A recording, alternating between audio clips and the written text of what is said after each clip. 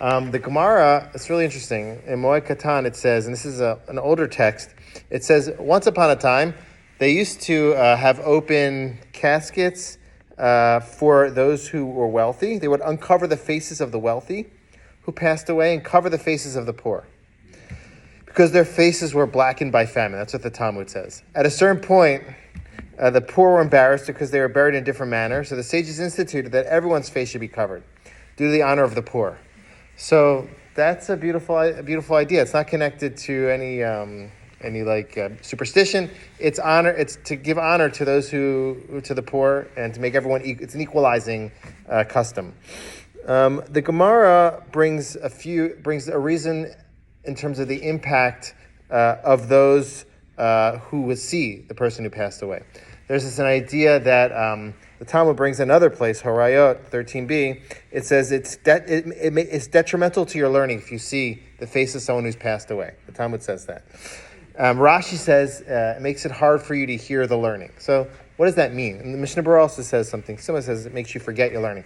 So what does that mean? It could mean that, and I could share from personal experience, in my my grandmother's final days, I still have that picture embedded in my mind of her in her later days, and it's kind of like a scary vision. And so perhaps the idea is that we don't want to have that vision in your mind, and that could perhaps distract you from your learning, from your engagements in spirituality. You'd be hyper-focused on death versus being able to kind of move on. Another idea is that, and this is a strict law, we're supposed to bury the dead as quickly as possible. It's from a verse in the Torah, and according to Jewish mysticism, the soul is kind of hovering in those moments, and it wants to be laid to rest. It wants the body to be laid to rest. It's worrying about it, so we bring it some comfort through burying it quickly. And so prolonging that in any way, having a procedure done to the body to repair it, and then viewing it, that prolongs the burial, and that's problematic as well. And another component is we're not supposed to really tamper with the body of the deceased. In order to make it look nice, the body is surgically restored. This is a quote from Chabad's website. It's restored by manipulating and inserting various devices to support its features, draining of its blood and fluids, injecting it with chemicals, covering it with cosmetics, and so on. We're not really supposed to tamper with the body unnecessarily. That's also to show honor to the dead. So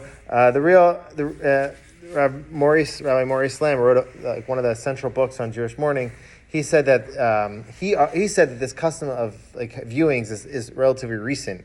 He says in American culture, and it's the idea of paying respects. That's how it's viewed in broader culture. Judaism has their own way of paying respects, giving honor, and it's actually through not seeing the deceased, and respect. And some sources say respecting their privacy, not seeing them in their moment of disgrace. They can't view you back, and so that's another form of giving respect. So